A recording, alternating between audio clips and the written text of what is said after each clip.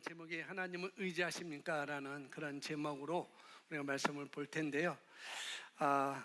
우리 인생은 연습이 없어요. 그죠? 예행 연습이 없습니다. 오늘 우리가 찬양 악기팀하고 찬양팀이 찬양하는데 연습을 했어요. 어제는 못했고, 어제 했구나. 어제 오전에 와서 연습하고 또 일찍 와서 다시 한번 연습하고 또 성도들과 함께 모인 상태에서 하나님께 찬양을 올려드렸습니다. 모든 것에는 조금 연습이 있는데, 그러나 우리 인생의 삶은 연습이 없다는 것, 연습이 있으면 좋을 텐데, 우리가 한번 이렇게 살면은 이렇게 끝날 수밖에 없는 그런 존재입니다. 그리고 또 그냥 끝나면 좋은데 우리는 나눠지게 되죠. 예수 그리스도를 믿는 자들은 하나님 보호자 우편에 하나님 나라에 들어가게 되는 것이고, 불신자들은, 믿지 않는 자들은 결국 마귀와 사단이 귀신들에게 예비된 음부 무적행으로 들어가는 그런 삶이 나눠지게 됩니다. 그래서 우리 인생을 낭비하는 삶을 우리가 좀 조정을 해야 되겠죠. 그래서 우리는 현재 우리 각자가 처한 삶의 모습이 다 이유가 있다는 거예요. 내가 왜 이런 삶에 지금 처해 있지? 그건 그냥이 아닙니다. 왜냐하면 내가 그것을 받아들였기 때문에 그 삶이 내게 이루어진다는 것이죠. 남들이 다 그렇게 하니까 따라서 하는 것은 아무런 의미가 없습니다. 또 그것은 그냥 마지못해 사는 것이고 그런 인생이라는 거죠. 하나님은 우리 모두를 아주 특별하게 구원하셨어요. 그리고 그렇게 구원하셨을 뿐만 아니라 우리는 모두 새로운 피조물로 하나님께서 만드셨습니다. 특별한 사람으로서 특별한 존재로 여기시고 구원하셨을 뿐만 아니라 새로운 피조물로 만드셨다는 거죠. 여러분, 이것을 믿으셔야 돼요. 아멘. 하나님은 보잘것 없는 사람을 만들지 않았습니다. 나는 보잘것 없어. 그렇게 여러분 생각도 안 하시겠지만, 혹시 그렇게 생각하신다면은 절대 그렇지 않습니다. 세상에 평범하고 너는 평범한 사람이야 라고 이렇게 부르는 사람도 만들지 않으셨다는 거예요. 제가 오늘 이제 걸어오니까 바닥에 그런 글자, 보통 사람들이라는 글귀가 써져 있는 걸 봤는데, 우리는 그런 존재가 아닙니다. 우리는 특별한 존재들이라는 것, 평범하다고 부르는 사람도 하나님은 만들지 않으셨다는 거죠. 하나님 모든 사람을 아주 특별하게 창조하셨어요. 그러나 각각 그들만의 성취할 수 있는 목적을 또 주셨습니다. 특별하게 부르셨을 뿐만 아니라 택하셨을 뿐만 아니라 각자 모두에게 아주 여러분만이 성취할 수 있는 목적으로 여러분 하나님이 부르셨다는 거예요.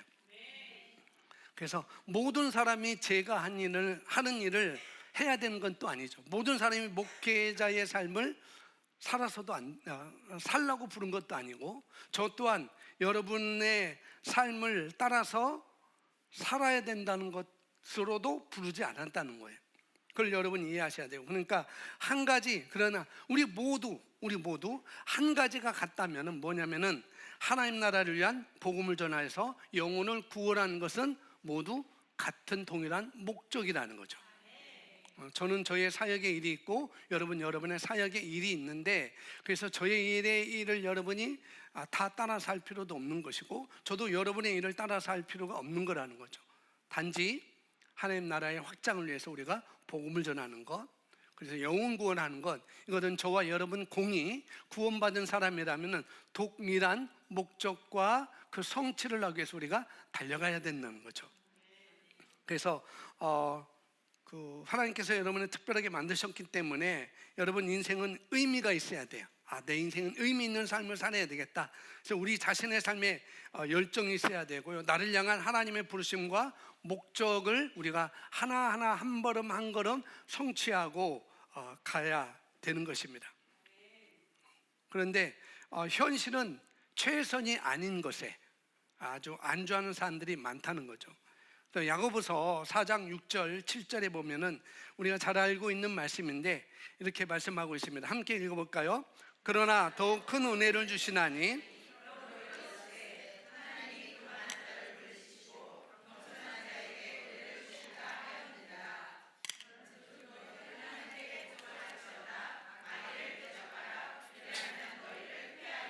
아멘. 자, 그러나 더욱 큰 은혜를 주시나니. 그러므로 일렀을 때, 그러니까 어디에 이게 말씀하셨다는 거예요. 그러므로 일렀을 때 어디에서 말씀하셨어요? 하나님께서 어떤 말씀하셨느냐? 하나님이 교만한 자를 물리치시고 겸손한 자에게는 은혜를 주신다 하였느니라.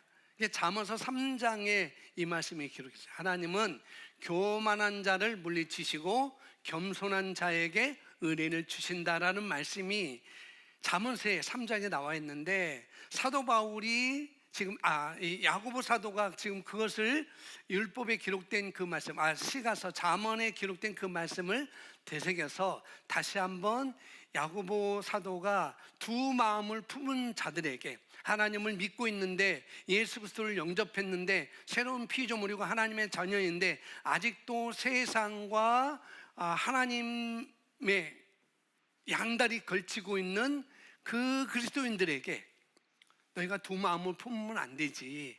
그러면 두 마음을 품으면은 하나는 너희가 하나님을 섬긴다고 하고 또 하나는 마귀를 섬기는 거야. 그래서 마귀를 대적하라라고 나중에 7절에 나오잖아요.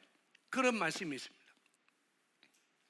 그러면서 겸손한 자에게 은혜를 주신다 하였느니라. 그런즉 너희는 하나님께 복종할지어다. 두 마음을 품지 말고 너 하나님께 복종해야 되지.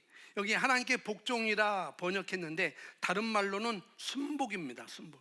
순복, 순할 순자 길복자 해가지고 순복할지어다. 그러니까 사람이 무엇에 순수하게 복종한다는 의미입니다. 하나님께 너희 스스로 아주 순수한 마음으로 하나님을 따라가야 되지. 그러면은 너희는 마귀는 대적할 수 있고 하나님의 은혜를 너희가 더 받을 수 있지라고 이렇게 말씀을 하고 있는 거예요. 자발적으로. 그래서 여기서 겸손이라는 것은 겸손한 자에게 은혜를 주신다 했는데, 겸손이라는 것은 뭐냐면은 하나님께 자발적으로 순복하는 것입니다. 그분께 자신을 내어드리는 거예요. 내 자신을 내어드리는 거. 근데 교만한 자를 물리친다. 근데 교만은 뭐냐면 성경적으로 정의하자면 자기 중심적인 사고방식입니다. 교만은 자기 중심적인 사고방식이라는 거예요. 하지만 항상 자기 중심적으로 생각하도록 프로그램된 우리는 그것이 뭔지, 자기 중심적인 사고방식이 뭔지, 왜 잘못되었는지 또 잘 알지도 못한다는 것이 참 아이러니한 것이죠.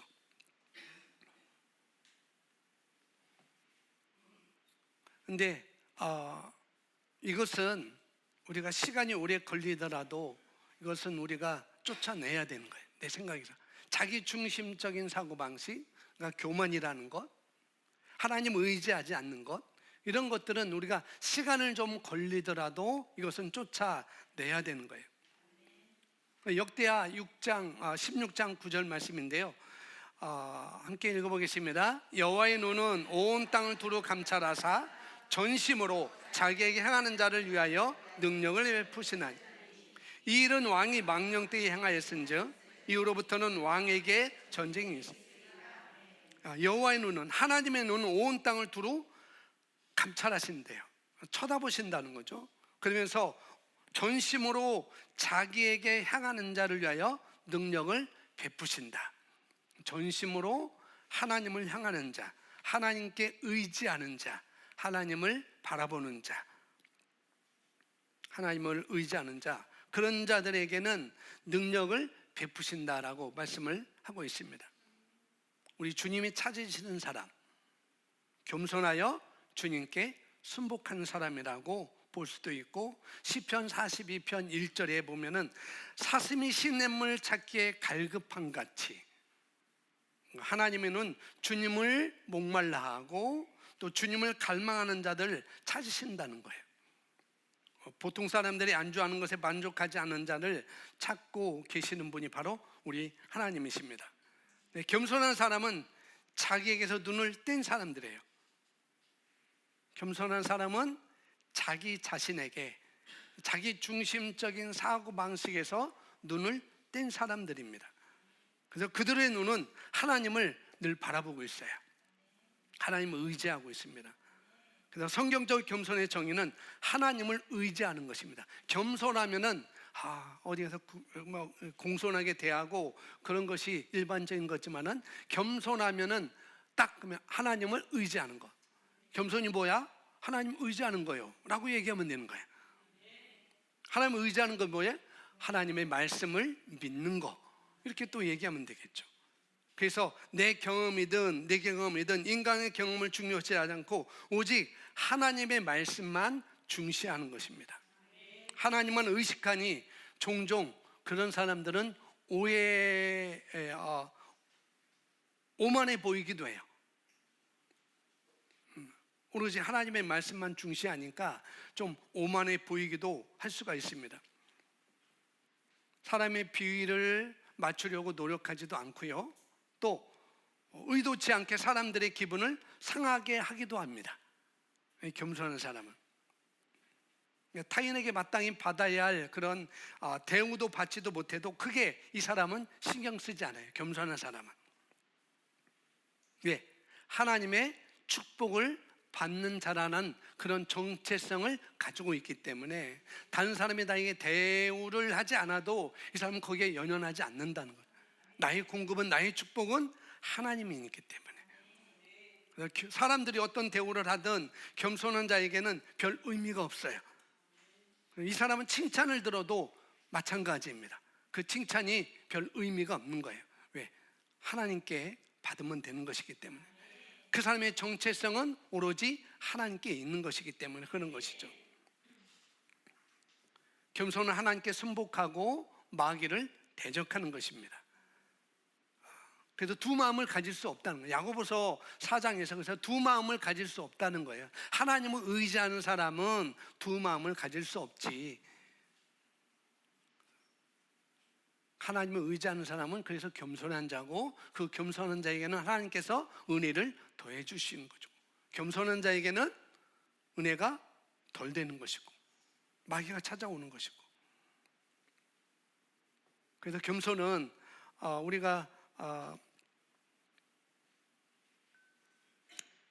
슬픈 사실은 뭐냐면은 우리 대부분이 하나님께 순복하지 않는다는 거죠. 하나님께. 또 마귀를 대적하지 않습니다. 마귀 일에 대적하지도 않습니다. 오히려 마귀에게 협력하고 있는데 의도적으로 그런 것은 아니지만 그러고 있다는 사실조차도 모르고 있다는 거예요. 내가 마귀의 일에 협조하고 있다는 것.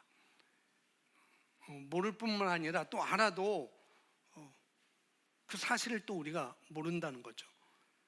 겸손은 자신을 의지하지 않고 하나님을 의지하는 것입니다. 아멘. 그래서 여호와의 눈은 온 땅을 두루 감찰하사 전심으로 자기에게 향하는 자, 하나님을 의지하는 자들을 위하여 능력을 베푸신다라고 말씀을 하고 있어요. 하나님을 의지하는 것은 다른 말로 말씀을 의지하는 것입니다. 그래서 말씀을 내가 의지하려면 어떻게 해야 되는가? 말씀을 알아야 되고, 또 그 말씀을 알 뿐만 아니라 그 말씀을 또 내가 믿어야 되고, 또 믿을 뿐만 아니라 그 말씀을 내가 묵상하고, 묵상했다면 그 말씀을 내가 따라가야 되는 것이죠. 겸손은 자신을 의지하지 않고 하나님을 의지하는 것입니다. 자기 자신의 육신적인 힘과 능력 대신에, 자기의 이성적인 그런 능력 대신에 주님을 신뢰하는 거가 바로 겸손이라는 거죠. 자기 자신의 힘과 노력을 살고자 하는 것은 겸손이 아니라는 말이에요. 그는 또한 하나님께 순복하지 않는 것입니다. 이것이 바로 열왕기상 15장에 나와 있고, 오늘 주제로 되는 역대하 14장, 15장, 16장에 나와 있는 바로 아사 왕의 이야기입니다. 아사 왕. 아사 왕의 문제가 바로 이거였었어요. 자, 배경을 먼저 말씀드리면은, 당시 잘 보일지 모르겠지만은 이스라엘, 지금 우리가 알고 있는 이스라엘은 솔로몬 이후부터 분열 왕국이 되었어요.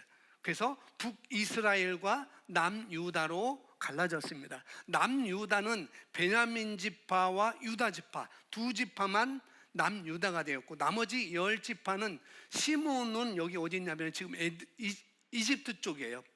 이집트 쪽. 루벤은 저쪽 다른 쪽이고, 그래서 10지파는 북이스라엘로 나눠졌어요. 근데 아사라는 오늘 아사 왕이라는 그 유다 왕은 이 남유다의 세 번째 왕이었습니다. 세 번째 왕. 당시 여기 분열 왕국이 있나, 당시 이 둘로 나눠져 있는데 북이스라엘은 10개 지파가 있었고, 남유다는 2개 지파로, 그러니까 이스라엘과 유다로 이렇게 분리되어 있습니다. 당시 북이스라엘, 이스라엘, 우리나라가 남북으로 갈라진 것처럼 이스라엘도 그렇게 지금 그때는 갈라져 있었어요. 당시 이스라엘 왕은 바하사였고, 남유다 왕은 아사 왕이 됐습니다. 이때 이 북이스라엘 바하사 왕이 아사 왕을 대적하기 위해서 성읍을 지었는데 그것이 라마예요. 라마. 여기 라마가 보이죠? 여기 라마인데, 이 바하사 왕이 아사 왕을 치기 위해서, 이 북이스라엘 남유다를 치기 위해서 이 라마에 성을 세웠는데, 그것을 그냥 라마로 지은 거죠. 성을 세웠어요. 라마는 남유다로 들어가는 아주 중요한 요충지였습니다. 물자를 차단하고, 그래서 중요한 요충지였기 때문에 물자를 차단하고 다른 나라와 소통을 막을 수 있는 전략적인 위치에 있던 것이 바로 라마였던 거죠. 결국 라마를 건축할 목적은 바로 남유다를 패망시키기 위해서 지었던 것입니다. 역대하 14장 오늘 보시면은 이스라엘 왕 바하사가 그 라마를 건축하여서 유다를 포위하자, 유다 왕 아사가 성전의 금은 보화를 전부 다 아람이라는 여기 다메섹이 있죠.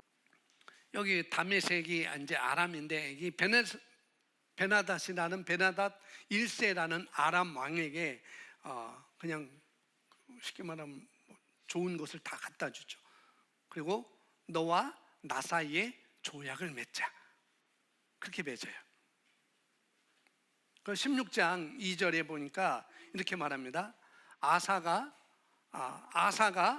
여호와의 전 곡관과 왕궁 곡관의 은금을 내어다가 다메섹에 사는 아람 왕 베나닷에게 보내며 이르되, 내 아버지와 당신의 아버지 사이와 같이 나와 당신 사이에 약조하자, 조약을 맺자라고 이렇게 말을 하죠.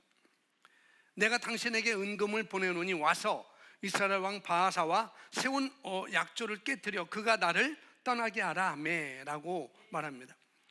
이스라엘 왕이 아람과 싸워야 한다면, 지금 바하사 왕이 그 베나닷 아람 왕과 싸워야 한다면 유다와 싸울 여유가 없기 때문에 지금 라마에 성을 건축했어요.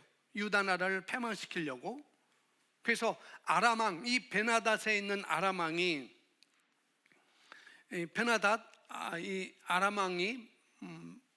아람 왕 베나닷이 지금 북이스라엘을 치면은, 이스라엘과 바하사 왕과 전쟁하면은 유다 나라는 그냥 안전하게 전쟁하지 않고 살 수가 있는 것이죠.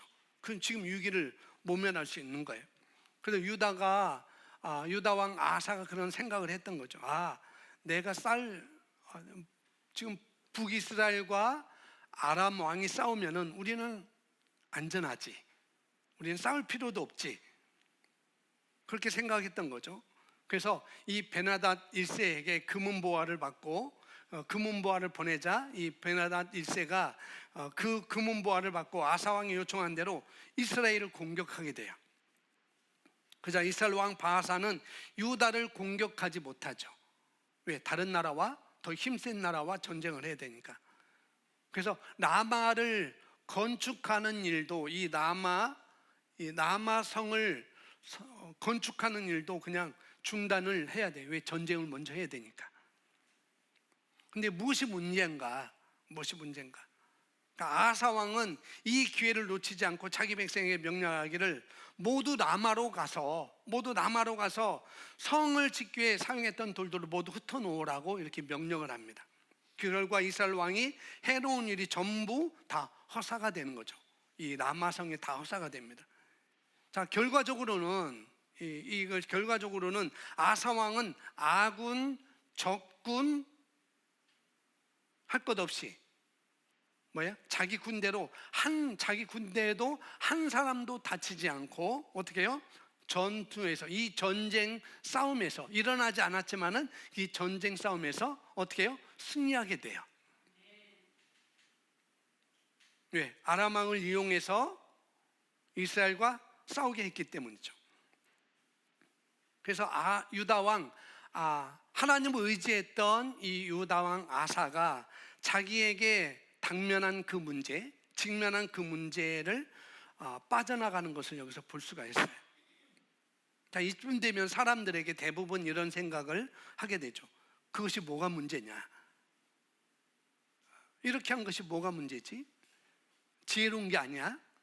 내가 싸우지 않고 나를 쳐들어오는 그 나라와 또 다른 나라를 싸움 붙여서 나는 싸우지 않고 전쟁에서 승리할 수 있다면 이게 지혜로운 것이 아닌가? 그게 뭐가 문제지? 아사 왕은 분명히 자기 문제를 해결했어요. 전쟁에서 자기 문제를 해결했습니다. 자기 백성도 하나도 다치지 않고 군인들도 하나도 다치지 않고 이겼어요. 근데 뭐가 문제란 말인가? 우리만 안전하면 되잖아. 어제 빌드업 클럽에 가셨던 분들은 1강에서 많이 자세히 들으셨죠? 1강, 2강에서 PC주의 허울, 바로 그런 거예요. 이게 우리만 안전하면 되지 않냐? 그게 PC주의예요. 아사 왕이 그걸 지금 하는 것이죠. 그러나 하나님은 이 지금 아사가 한 일을 다르게 보신다는 거예요.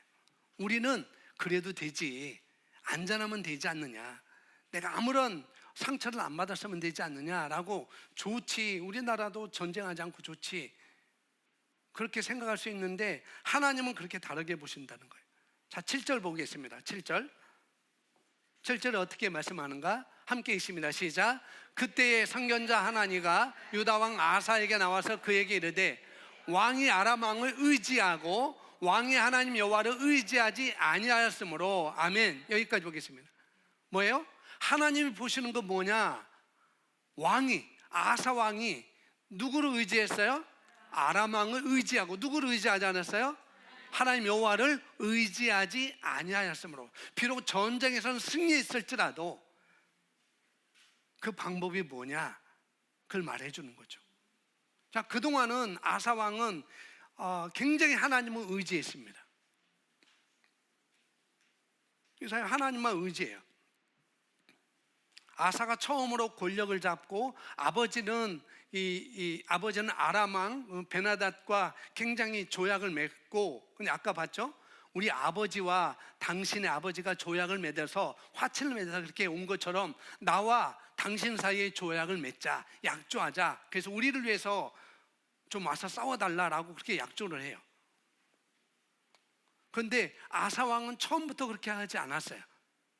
처음은 아사 왕은 자기가 이제 왕이 되자 어떻게 했냐면은, 통치를 시작할 때 아사는 자신의 통치 기간, 이 사건 전까지 어떻게 했냐면은 하나님만 의지하는 사람이었습니다.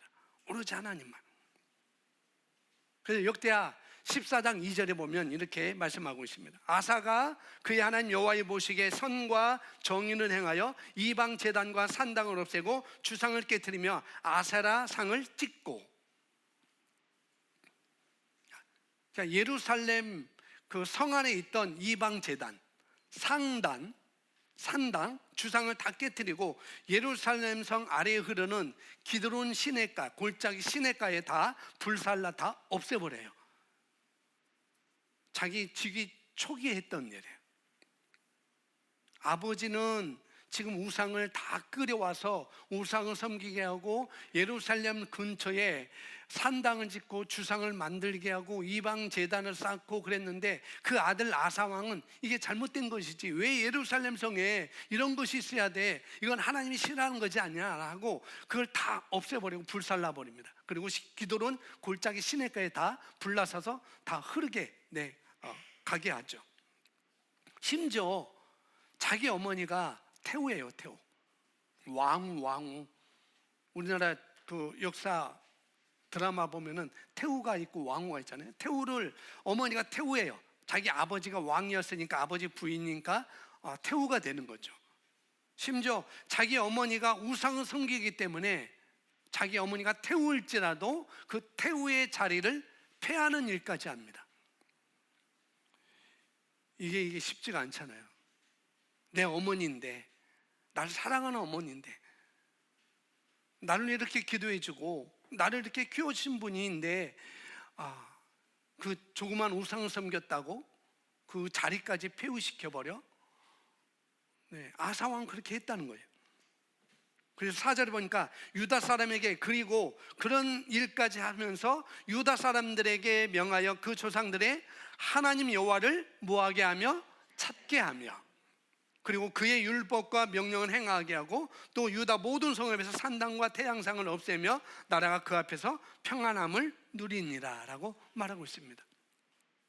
아사가 중요하고 말년까지 내용을 보면 아사가 하나님을 찾는다는 말이 계속 나와요. 아사가 여호와 하나님을 찾으심에, 아사가 여호와 하나님을 찾음에를 계속 많이 나오는 것을 볼 수가 있습니다.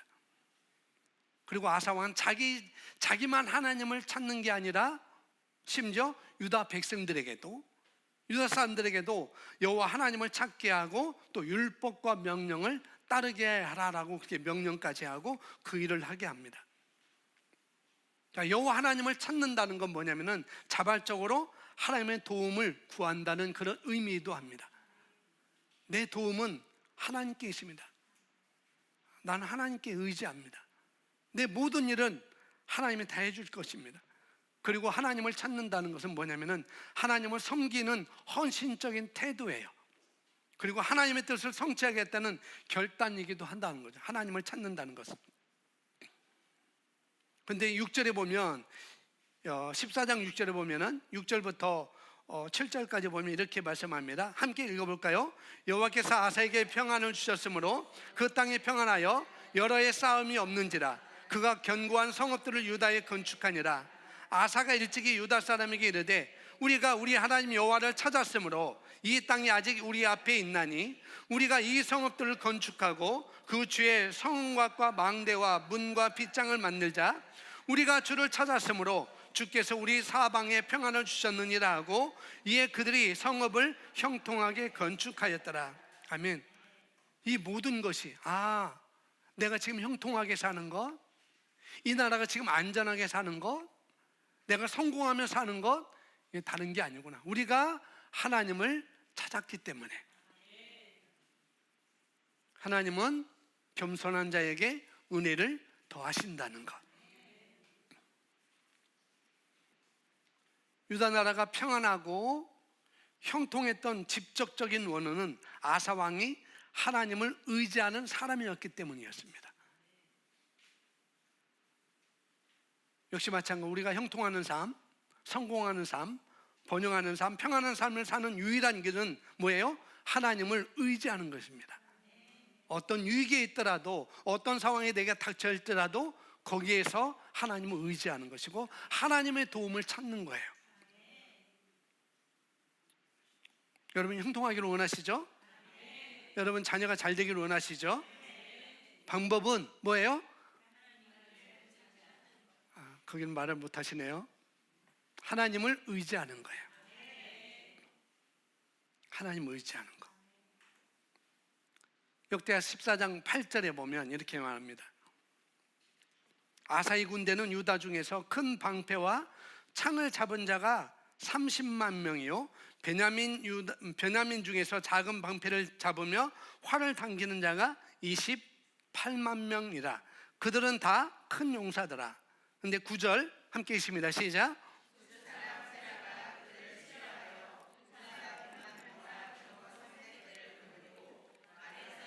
10절.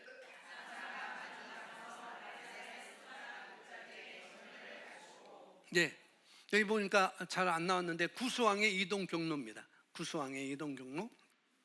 이제 9절 10절에 있는데, 지금으로 하는 구스는 에티오피아예요. 에티오피아.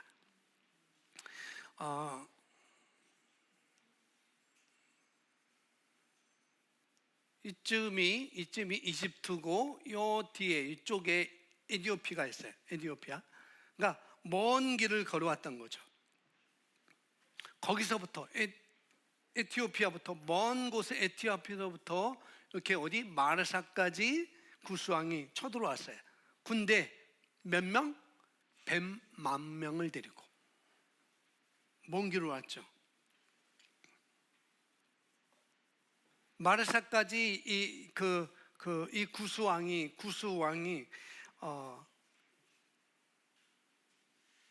쳐들어오니까 이제 아사 왕도 대처를 해야 되잖아요. 그냥 가만히 있으면 먹히니까 아사 왕이 이제 이 마라사가 이제 진영을 같이 합니다. 이렇게 쳐들어오고 아사 왕은 여기 마라사와 함께 양쪽이 다 대치를 하고 있는 상황인데, 11절에 이렇게 말합니다. 아사가 그의 하나님 여호와께 부르짖어 이르되. 하나님께 아사 왕이 기도하는 거예요. 하나님께 구하는 거죠. 하나님을 의지하는 거죠. 여호와여, 힘이 강한 자는 누구예요? 구스. 에티오피아 사람들, 구스 사람들이 힘이 강한 자고, 약한 자는 자기라는 거죠. 자기. 약한 자 사이에는 주밖에 도와줄 리가 없사오니 우리 하나님 여호와여, 우리를 도우소서. 우리가 주를 의지하오며. 근데 다른 것을 의지하는 게 아니에요. 이들이 58만이지만은 58만 명의 군인인데 아주 큰 용사라고 그랬습니다. 한 사람이 두 사람씩 죽이면 끝나잖아요. 그리고 이들은 큰 용사예요. 그런데도 불구하고, 물론 수적으로 차이가 나지만은 그래서 이 아사 왕의 고백, 힘이 강한 자가 왔습니다. 우리를 보니까 약한 자예요. 10명의 정탐꾼처럼. 누가 말했나? 누가 말했나? 우리는 메뚜기 같은 이다. 누가 말했나? 자기가 말한 거예요. 아사왕도 지금 말한 약한 자. 우리는 약합니다. 그들은 강합니다. 근데 그거를 보지 않고 누구한테 구해요? 하나님 여호와께 구합니다. 하나님을 의지하는 거죠. 주의 이름을 의탁하옵고 이 많은 무리를 치러 왔나이다. 여호와여, 주는 우리 하나님이오시오니 원하건대 사람이 주를 이기지 못하게 하옵소서 하였더니. 다시 말합니다. 하나님은 따라합니다. 하나님은 교만한 자를 대적하시고 겸손한 자에게는 은혜를 베푸십니다. 예, 아사 왕도 자신을 겸손해요. 어떻게 해요? 하나님을 의지해요. 그는 58만의 군대로 100만이 넘는 적군과 싸우고 있었어요. 대치하고 있었습니다. 그것은 아사 왕의 능력이 훨씬 뛰어나서 지금 대치하고 있는 게 아니에요. 그래서 하나님께 그는 부르짖죠. 하나님을 의지하죠. 우리는 하나님만 바라봅니다. 그냥 아무런 의미 없이 하나님만 바라보는 게 아니에요. 왜? 하나님이 일하심을 믿고 있기 때문에. 자기가 하나님을 찾았을 때 하나님이 어떻게 하는 것을 알았기 때문에 지금 이 상황도 그렇게 하는 거죠. 우리는 하나님을 의지합니다. 우리는 하나님의 도우심이 필요한 존재라는 거죠. 하나님은 겸손한 자에게 은혜를 베푸시고 교만한 자는 물리치십니다. 내 혼자 힘으로 모두 다 해결해 보려는 것은 겸손이 아니라는 거죠. 근데 대부분 사람들이 그러한 행동을 교만이라고 생각하지 않아요. 교만이라고 부르지도 않습니다. 그건 분명히 교만한 행동입니다. 대부분 사람들의 생각에는 교만이란 자기를 높이는 것, 다른 사람들보다 자신이 잘났다고 생각하는 것이라고 생각해요. 그러나 교만의 근본은 자기 자신을 의지하는 것입니다. 교만은 자기 자신을 의지하는, 스스로 판단해서 자기 힘으로 해결해 보려고 하는 것이 바로 교만이라는 거죠. 그래서 우리가 모든 일을 하던데, 어떤 일을 하는데 과정이 중요해요. 뭐가 중요하다고요? 과정이 중요합니다. 아사의 군대는 58만이었어요. 근데 구수 에티오피아 군대는 100만이었습니다. 아사가 자기 자신을 낮추고 하나님께 부르짖자, 하나님을 의지하자, 하나님께서 도우셔요. 구수 에티오피아 대 유다의 싸움이었어요. 근데 어떻게 해요? 에티오피아 구수 대 하나님의 싸움으로 아사는 바꿔놓습니다. 그게 평안과 형통의 비결이에요.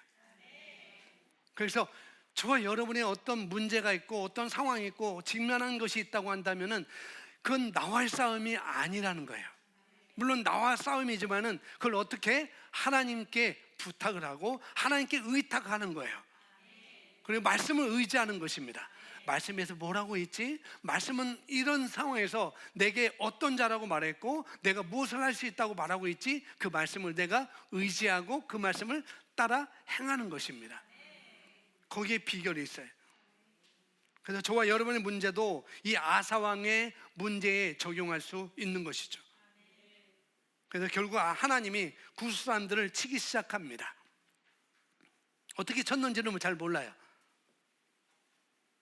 하나님이 치기 시작하니까 구스 사람들이 도망치는데 아사가 그냥 있지 않고 그 아사와 군대를 이끌어 그 군대를 쫓아가요. 그래서 쫓아가서 그 사람들을 다 무찌르고 그 전쟁에서 승리합니다. 하나님은 겸손한 자에게 은혜를 베푸시고 교만한 자를 물리치십니다. 16장 8절 9절에도 아사왕이 하나님을 신뢰하자 하나님의 도우심을 구했을 때 하나님께서 적들을 아사의 손에서 붙이신 것을 볼 수가 있습니다. 자, 8절 다시 볼까요? 16장 구수 사람과 루스 사람의 군대가 크지 아니하며 말과 병거가 심히 많지 아니하다니까. 그러나 왕이 여호와를 의지하였으므로 여호와께서 왕의 손에 넘기셨나이다. 여호와의 눈은 온 땅을 두루 감찰하사 전심으로 자기에게 행하는 자를 위하여 능력을 베푸시나니, 그렇게 말하죠. 그런데 그동안 여호와 하나님을 의지하고 찾았어요. 매사에 하나님 어떡하죠?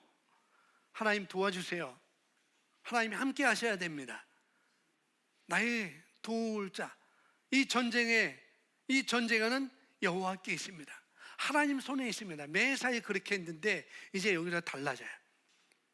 8절에 당신이 처음에는 이런 자였지 않습니까? 매사에 하나님을 찾고 하나님을 의지하고 그런 사람이었는데 왜 지금 북이스라엘 바사왕이 쳐들어왔을 때 왜 이 아람왕 베나다스에게 손을 내밀어 조약을 맺고 이 전쟁에 시작합니까?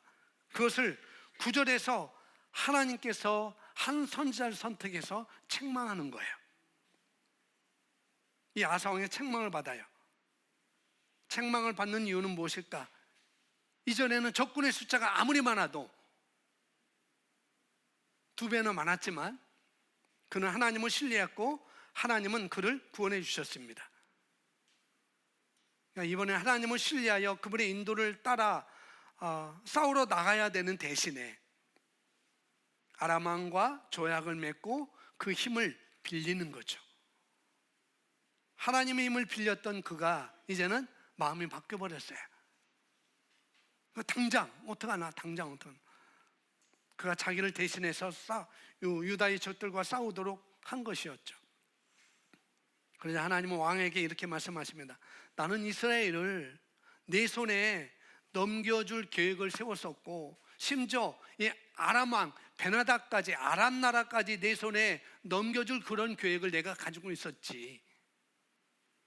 그러나 너는 왜 아람 왕과 조약을 맺었니? 너와 나 사이의 조약을 왜 잊어버리고 내가 너를 돕는 자고 내가 나를 찾고 의지하면 나는 언제든지 너의 모든 문제를 도울 그런 준비가 되어 있고 도와주는 자인데, 내 하나님인데 왜 내가 사람을 의지하지? 내가 왜 많은 그 군대의 강함을 의지하지? 라고 하나님은 그 아사 왕을 책망합니다. 그래서 이 아사 왕에게 하나님께서 이스라엘만 내 손에서 벗어나는 것이 아니라 아람도 내 손에서 벗어나게 되었다, 이렇게 말씀하고 있죠. 이미 내 손에 모두를 다 붙였는데 이제 내 손에서 다 벗어나게 됐어. 아사 왕과 유다에 대한 하나님의 계획이 모두 수포로 돌아간 것입니다. 하나님을 의지하지 않고 사람을 의지했기 때문에. 어떤 사람은 이렇게 생각할 수 있어요. 아니, 지금 공격을 받고 있는데, 지금 강한 군대가 지금 쳐들어왔는데 가만히 있으라고?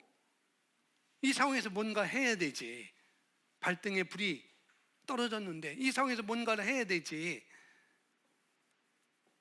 그러니까 뭐라도 해야 되니까 지금 아사 왕이 그렇게 한 게 아니야? 라고 그렇게 생각할 수 있다는 거죠. 근데 여기서 우리가 깨달아야 할 게 뭐냐? 그러니까 원하는 결과를 얻느냐가 아니라, 내가 원하는 결과를 얻느냐가 아니라 그 결과를 내가 어떻게 얻었느냐가 중요하다는 거예요. 이해가 가십니까? 즉 저와 여러분의 필요가 채워지는 것이 중요한 게 아니라 그 과정에서 하나님을 신뢰했느냐가 중요하다는 거예요. 내가 하나님을 찾고 하나님을 의지했느냐, 그게 중요하다는 거죠. 이 부분은 우리 스스로 질문을 해볼 문제예요. 육신적이고 인간적인 방법으로 하지 않았습니까? 우리가 때로는. 하나님께서는 결과보다 과정을 더 중요시 여긴다는 거죠. 그래서 우리는 하나님의 최선을 목표로 해야 돼요. 하나님의 최선. 우리는 자기도 모르는 사이에, 나도 모르는 사이에 타협하며 살아가요. 이렇게 타협하고 저렇게 타협하고. 그래서 삶의 문제를 해결할 때, 내 문제를 해결할 때 세상적인 방법을 택해왔던 것이죠. 타협을 해서. 그렇게 함으로써 하나님께서 우리 안에서 행하실 일들과 또 뭐예요? 우리를 통해서 할 일들을 우리가 제한해 버리는 거예요. 그래서 하나님을 우리가 제한해 버리는 거죠. 하나님은 충분히 할 수 있는데. 그래서 선견자, 선지자 하나니가 아사 왕에게 하나님의 말씀을 전합니다. 네, 그 말씀을 전하는 그 선지자에게 이렇게 반응해요. 16장 10절 말씀 함께 읽습니다. 시작. 아사가 노하여 선견자를 옥에 가두었으니 이는 그의 말에 크게 노하였습니다. 그때 아사가 또 백성 중에서 몇 사람을 학대하였더라.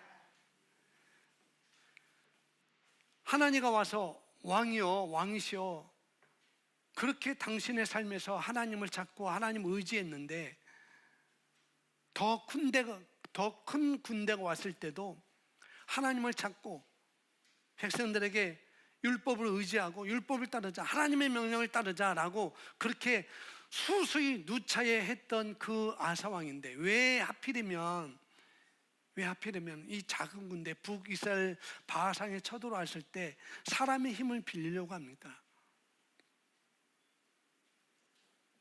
왜 그들과 조약을 맺습니까? 그건 왕이 잘못된 것입니다.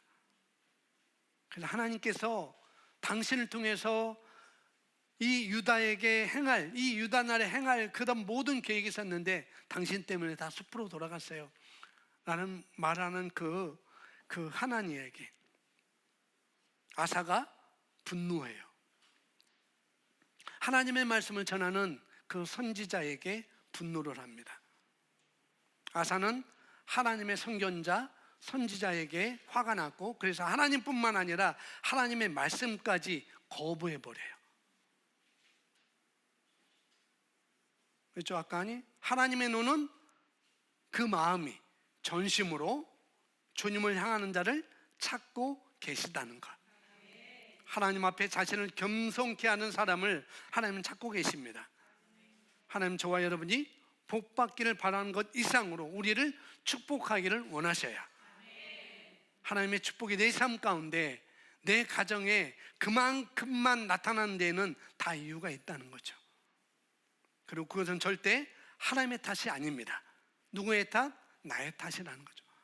내 문제였구나. 내 문제였구나. 우리가 불렀던 천국 자녀 양육법 마지막 챕터 5에서 내 문제였구나. 하나님의 뜻이 아니라는 거죠. 그러니 아사왕이 저질렀던 실수, 그러니까 하나님의 말씀을 전하는 사람에게 화를 내는 실수, 그건 결국 뭐냐면 하나님을 거역하는 것이고 하나님의 말씀을 듣고자 하는 것이 아니었다는 거죠. 그래서 하나님의 말씀을 전하는 사람에게 화를 내는 실수는 절대 하지 마세요. 아멘이십니까? 예, 아멘하기 쉽지가 않아도 아멘하셔야 돼요. 하나님의 강한 손 앞에서 자신을 겸손케 하고, 오늘 우리를 향하신 하나님의 말씀을 우리가 받아들여야 됩니다. 저는 어떤 누구도 비난할 의도가 없다는 것을 말씀드려요. 아멘. 교만한 사람, 즉 자기 중심적인 사고방식을 가진 사람들은 어떤 주제의 대화를 하더라도 그런 사람들은 결국 자기에게로 다 바꾸는 재주가 있어요. 내 얘기네? 나보고 드러나는 애네? 외국 사람 내 얘기하지? 아주 재주가 아주 탁월하십니다. 내 얘기예요. 그래서 하나님과 좀 멀어지려고 해요.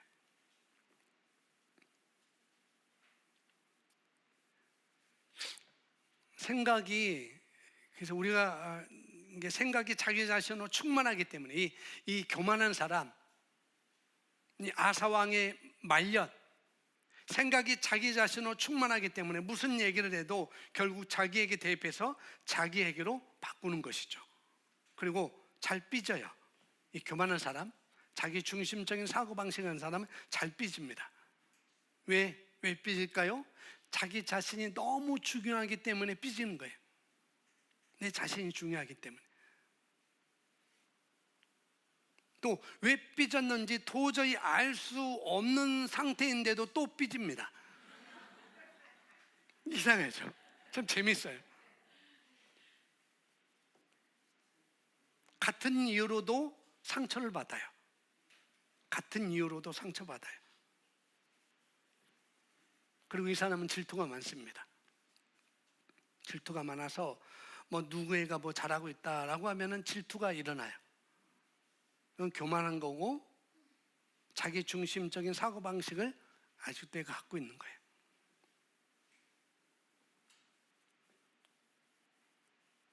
그래서 우리 옛말에 있죠. 이웃이 땅을 사면, 사촌이 땅을 사면 배가 아프다. 왜? 질투가 일어나니까. 도리어 축복해 줘야 되는데 어떻게 해서 땅을 샀어? 그 방법이 뭐야? 내게도 좀 알려줘. 그 비법이 뭐야? 내게도 좀 알려줘 라고 자꾸 붙어야 되는데 질투를 해버려요. 받을 복도 놓쳐버리는 거죠. 그리고 이런 사람들은, 교만한 사람은 남을 섬기는 법도 없습니다. 받는 데만 익숙한 사람들이 될 가능성이 많습니다. 그리고 절대 자신의 뜻을 굽히지 않습니다. 교만한 사람은. 아사왕 보세요. 교만하니까 자기 뜻을 굽히지 않아요. 내가 잘했지 하고 하나님의 말씀을 전하는 하나님을 도리어 어떻게 해요? 감옥에 가두는 일까지 하고, 하나님께서 그 사람에게 말씀을 주어서 보냈는데 그 하나님의 말씀까지도 거역하는 그런 자리로 가게 되는 것이죠. 자신의 뜻을 굽히지 않은 거죠. 성경에서 반대된다고 하더라도 자기로 충만한 사람에게는 자기 자신의 경험이 진리이기 때문에 어떻게 해요? 끝까지 밀어붙이는 경향이 있습니다. 또 시간을 잘 안 지켜요. 자기가 할 일이 있으니까 상대방이 기다리든 말든 사실상 별 관심이 없는 거예요.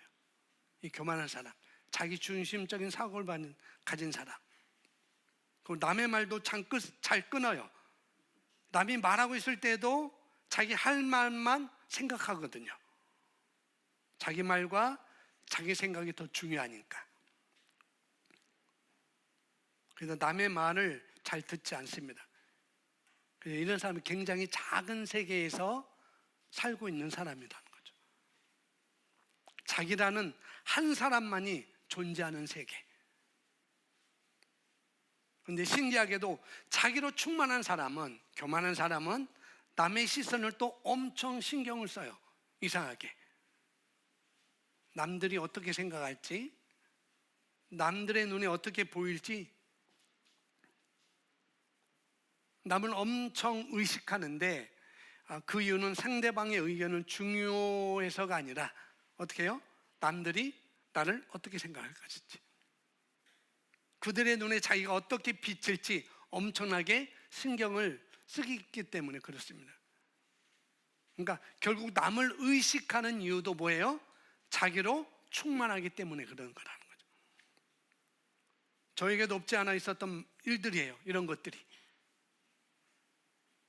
그러나 그러니 제가 언급하는 이런 것들 통해 하나님께서 여러분에게 말씀하시는 것이 있다면, 그렇다고 한다면 거기에 대해서 여러분 하나님께 반응을 해야 합니다. 내가 이런 것이 있었구나.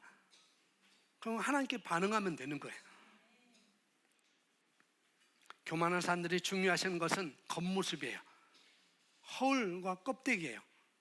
그러나 겸손한 사람들이 중요하시하게 여기는 것은 알맹이입니다. 본질과 가치라는 것이죠. 교만한 목회자는 어느 교단에 속했는지, 성도가 몇 명인지 또 거기에 매우 중요하게 생각합니다.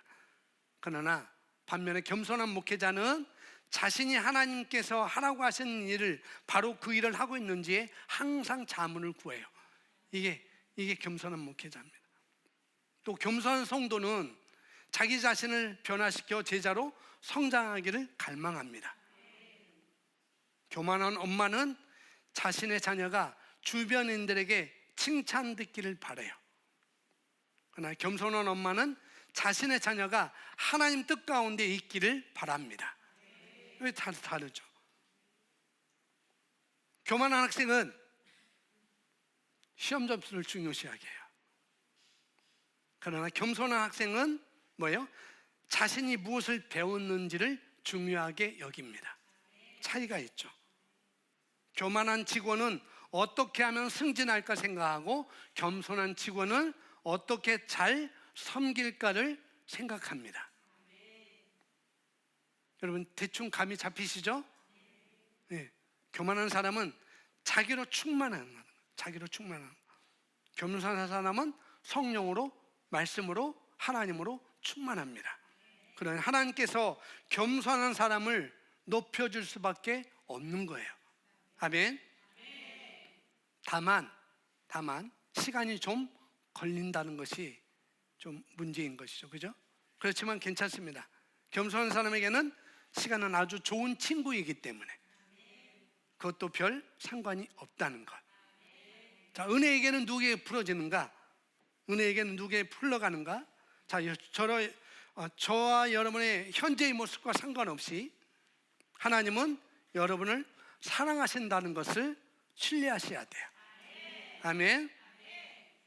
지금 하나님께 반응하지 않는다고 해서 하나님의 사랑이 철회되는 것은 절대 아니에요. 아멘.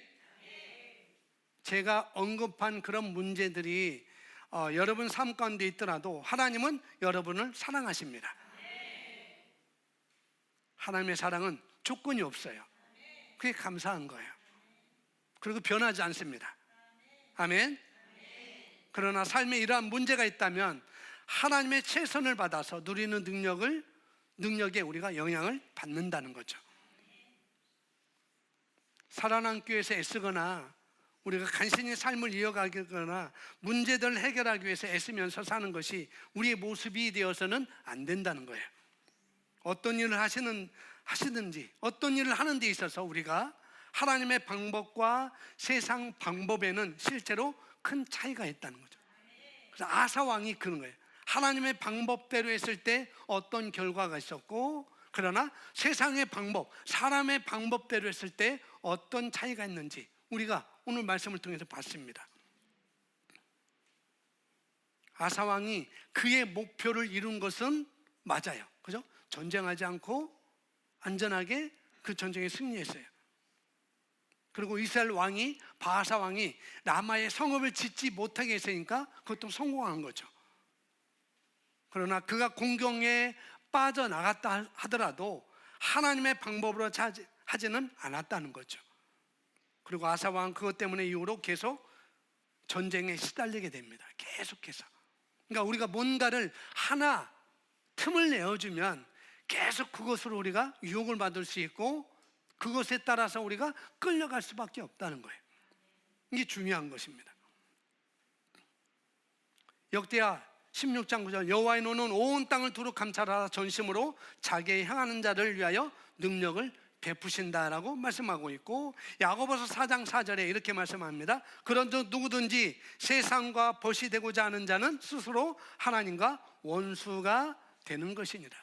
그런 누구든지 세상과 벗이 되고자 하는 자는 스스로 하나님과 원수가 되는 것이다. 하나님의 은혜는, 그 하나님의 형통과 평안과 성공은 전심으로 자기에게 향하는 자들에게 풀어진다는 거죠. 여호와를 의지하는 자들에게 풀어진다는 거예요. 하나님은 이 세상을 사랑하시지만 이 세상과 벗이 되고자 하는 자는 스스로 하나님과 원수가 된다라고 말하고 있습니다. 스스로 하나님과 원수가 되는 것이다. 누가요? 세상과 벗이 되고자 하는 사람. 이 세상 벗이라는 것은 이 세상적인 문화를 말하는 것입니다. 다 그렇게 하는데 우리도 따라가야 되지. 세상적인 문화와 하나님은 원수래요. 원수라고 했습니다. 그러면 내가 세상과 벗이 된다는 건 뭐냐? 여러 가지겠죠. 늘 술을 벗삼아 사는 산도 있을 수 있고, 뭐 그게 잘못된 건 아니에요. 그런데 늘 벗삼아 살아요. 뭐 삼아? 친구 삼아 사는. 늘 그게 내 친구. 예수님이 내 친구, 말씀이 내 친구보다도 늘 그것이 내 친구예요. 우리 학생들, 청년들, 뭐 어른들은 그럴지 모르겠어요. 내가 스마트폰으로 제가 찾아봤어요. 도대체 요즘에 잘 나가는 그 애들이 누군가. 방탄의 정국이라는 이 아이가 인기 1위래요. 그리고 이스트로 차은우가 2위고 B2B 이창섭이 3위래요. 쭉 찾아봤어요. 아이돌은 누구냐? 지금 1위는 세븐틴, 2위는 방탄소년단, 3위는 투어스. 그러니까 이런 애들만 바라보고 사는 거, 이게 세상이 좋은 거예요. 세상 문화가 좋은 거예요. 세상의 벗으로 사는 것입니다. 그냥 세상의 방법, 세상이 좋은 거죠. 세상이 하는 게 좋고. 그러면 내가 세상과 친하면은, 내가 세상과 벗이 되면 하나님이 그래 너 세상과 친하네. 난 너랑 친구가 될 수 없지. 난 너랑 원수가 될 거야. 이렇게 하시는 게 아니라 내가 스스로 하나님과 원수가 된다는 거예요. 너 그랬으니까 너 나와 원수야? 하나님이 그렇게 딱 갈라놓는 게 아니라 우리 스스로 그렇게 한다는 거예요. 그러면 내가 스스로 하나님과 원수의 자리에 들어갔는데 인생이 안 풀리는 거죠. 내 스스로 그 자리에 들어갔는데. 근데 계속 은혜를 달라고 기도하면 되는 일이 아닌 거예요. 나는 그 자리에 있는데, 나는 세상과 벗인데, 내 자녀는 세상과 벗인데 내 자녀가 잘 되게 해달라고 기도한들 그게 되겠느냐 하는 거죠. 세상이 세상과 벗이 되면 안 되는 거예요. 아멘? 왜? 말씀을 말하고 있어요. 제 말이 아니에요. 그런즉 누구든지 세상과 벗이 되고자 하는 자는 스스로 하나님과 원수가 되는 것입니다. 원수인데 도와줄래요, 여러분? 여러분 중에 혹시 철천지 원수가 있으세요? 원수가 지금 굶어 죽어요. 굶어 죽을래요. 그러면 아이고 불쌍하다. 그래서 쌀밥 맛있게 해서 그 고등어조림 맛있게 해서, 우리 오건사님 고등어조림 잘하시는데 고등어조림 맛있게 해서 이거 먹고 참 저 기운 내세요. 그래서 그러겠어요? 아이고 잘됐다. 굶어 죽어라 빨리. 이 원수야 라고 그러겠죠. 물론 여기 계신 분은 그런 분이 아닙니다. 근데 대부분 그렇다는 거죠. 원수가 되는 거.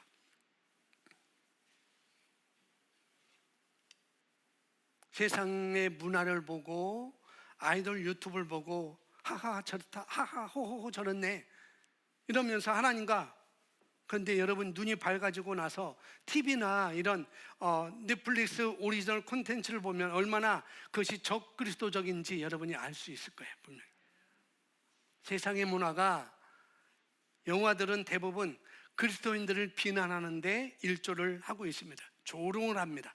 잘 보시면 이런 장면 꼭 하나 있어요. 그래서 이런 장면 꼭 하나 있다. 어떤 장면? 아주 나쁜 사람인데, 아주 나쁜 사람이에요. 근데 그 집에 누가 들어갔는데 해피로운 거실에 최후의 만찬 그림이 있는 거예요.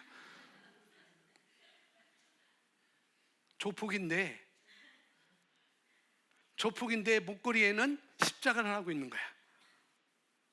이게 그냥인 것 같죠? 여러분 잘 보셔야 돼요. 이게 적그리스도전.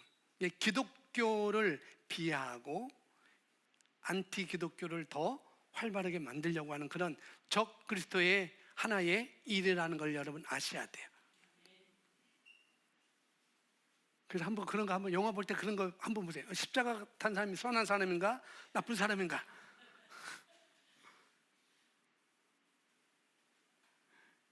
교회 집사님인데, 교회 장로님인데, 교회 다니는 사람인데 사기치는 사람은 알아요. 이게 이 시대에 사단 마귀가 하는 일이라는 걸 우리가 알아야 돼요. 그런 의도가 있다는 거죠.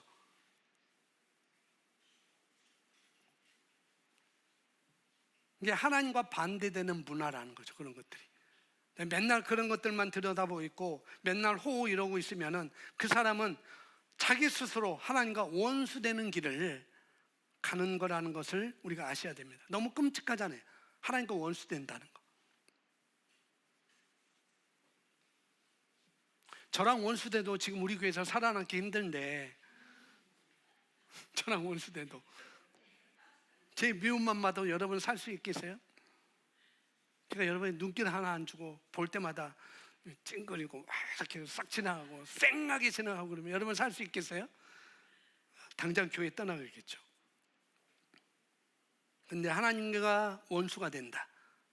사람과도 이렇게 참 함께 있기가 힘든데 하나님과 원수가 된다니.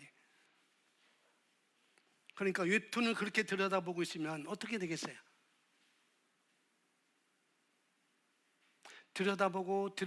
들여다볼수록 하나님과 원수가 되는 것이지, 세상의 문화를 계속 하하호 이렇게 부르면서 이렇게 웃으면서 이렇게 할수록